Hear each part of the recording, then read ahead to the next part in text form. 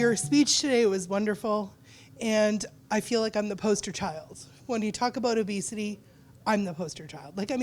I'm not alone. I've had conversations with lots of friends and people I've connected with.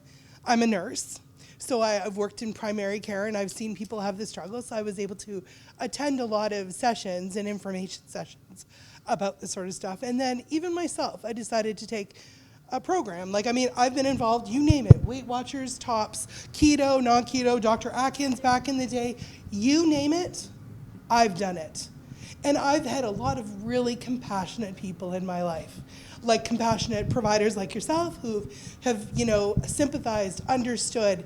It's been my story.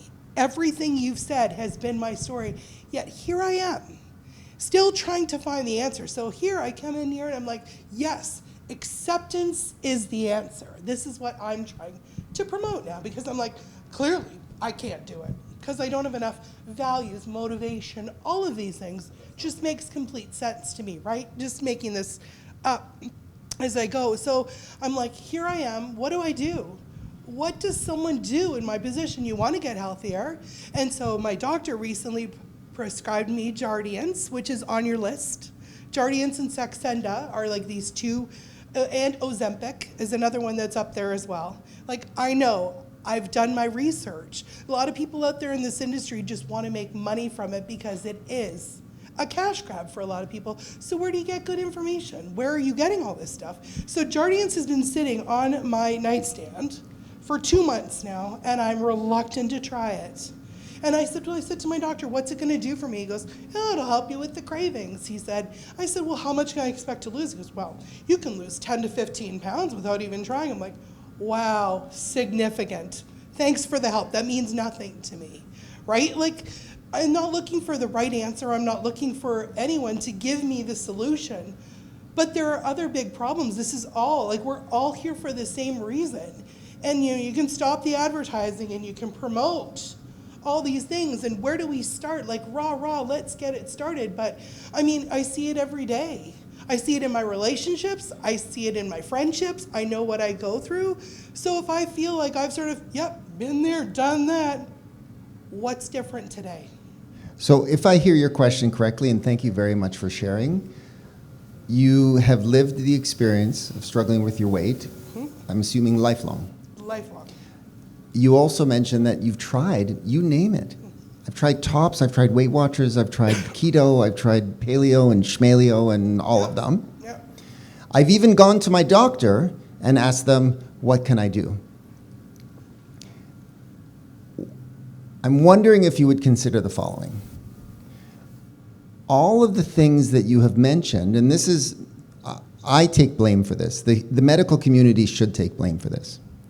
All the things that you've mentioned that you have tried to manage your real chronic and complex medical condition, none of those are actually treatment for what you're struggling with. Sean Wharton is here. Sean Wharton is the chair of the Canadian Clinical Practice Guidelines. We wrote chapters on all of these things to point out, actually, if you follow 100 people for 6 months or a year, it actually doesn't work. You'll hear stories of that one person who did great, but we can't rest on anecdotal information.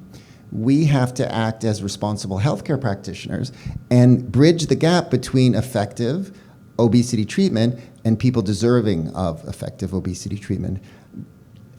Jardiance is actually not an anti-obesity medication.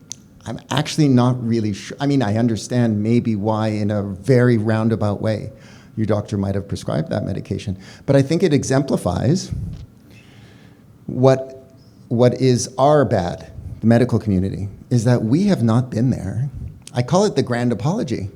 Here is this real medical condition, a discriminated people, but yet we actually are at a stage right now where we can't take it anymore, because the difficulty is not that individuals are struggling alone, it's that individuals are struggling alone while actual effective treatment exists. And there's just this gap between these individuals who are struggling and effective treatment. And how are we going to, and Obesity Matters steps in and says, well, we're going to be one of the voices that helps bridge that gap.